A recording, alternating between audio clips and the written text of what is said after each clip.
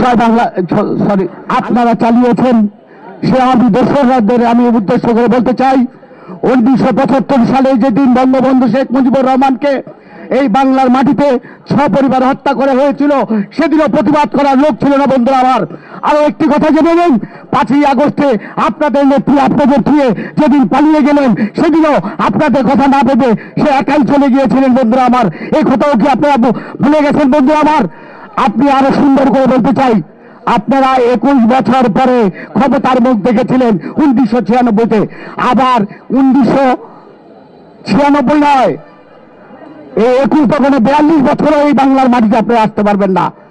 এটা আপনাদের ভাবতে হবে, কারণ 5ই আগস্টে বাংলার মাটিতে যেই জুলাই যোদ্ধারা আপনাদের সামনে, আপনাদের বিবেকের সামনে দাঁড়িয়ে জীবন দিয়ে এই দেশকে রক্ষা করেছে, তাদেরকে উৎখাত করা এত সম্ভব না বন্ধুরা আমার। আরো একটি কথা বলতে চাই আপনাদের সামনে, আজকে যারা নির্বাচন করছেন, নির্বাচন আপনারা করছেন কেন? নির্বাচন আপনারা করেন নাই? গত 17 বছরও 3বার নির্বাচনে অংশগ্রহণ করেছেন, কিন্তু সেই নির্বাচনে কি দেখেছেন?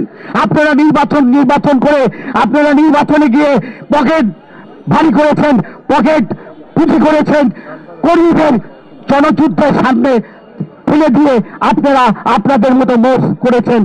আর নির্বাচন করবেন না, কারণ নির্বাচন যদি আপনারা চান তাহলে 2024-এ যে নির্বাচন হয়েছে সেই নির্বাচনে আপনারা অংশগ্রহণ করেন নাই।